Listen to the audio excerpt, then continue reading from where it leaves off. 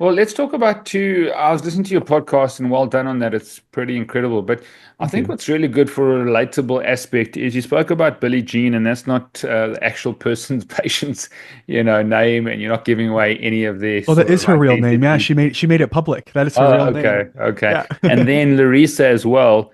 So That's maybe right. just talk like just, I think people will say, oh my goodness, that's me. So that archetype or that avatar can be really helpful for people to, grab hold of.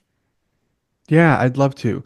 So let's start with Larissa. Absolutely incredible story. She was diagnosed with severe ulcerative colitis back in 2013, and her doctors kept wanting to remove her colon. They said it's your only option, right? The idea is that these diseases are genetic, autoimmune, and there's really no known cause, which we've proven time and time again to be false. And I'd love to get there with you.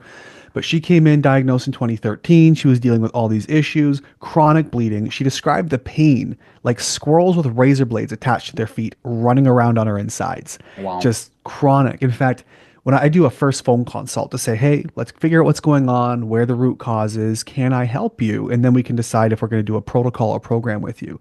That first call she and I had, she was in the bathroom. After about 8 minutes, she couldn't hold it. So we took a call with her on the toilet. And this happens more often than you might think because of the level of urgency. Every bowel movement met with blood, chronic fatigue, extreme depression.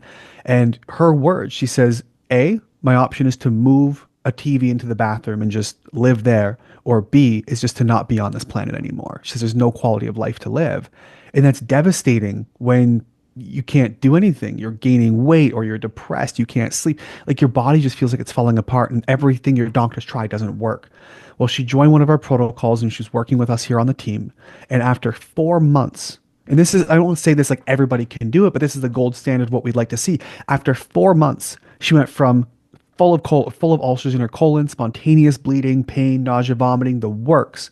And by the time she was done a 16-week protocol, her colonoscopy was almost perfect and symptoms were about 95% relieved Wow, that's because we identified the root causes that the doctor said didn't exist.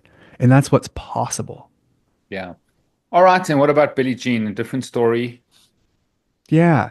Billie Jean also ulcerative colitis. We see about 70% colitis and 30% Crohn's, but she was also ulcerative colitis. And same thing. She had 15 years she was dealing with this, and she was Mm. actually a nurse. And so she talked to all the doctors, she did everything she could from the inside. And they said again, it's autoimmune, it's genetic, there's nothing we can do. And so the same thing, they put her on all the drugs, the medications. She was on an immunosuppressive drug called Entyvio. And after all these years, however long she was on it, one of the side effects that she developed was skin cancer. And so she'd get one little spot, melanoma would come up. She'd go to the doctor's office. They'd, freeze it, cut it out, give her a quick skin. She'd be fine. Mm. They kept coming up and coming up. She went in one day with nearly 30 spots of skin cancer all over her body. They said, we can't keep cutting these. Like, we have to do chemo. And so she went through this whole process, and skin cancer kept coming up because of the drug she was on and what was inflaming her body.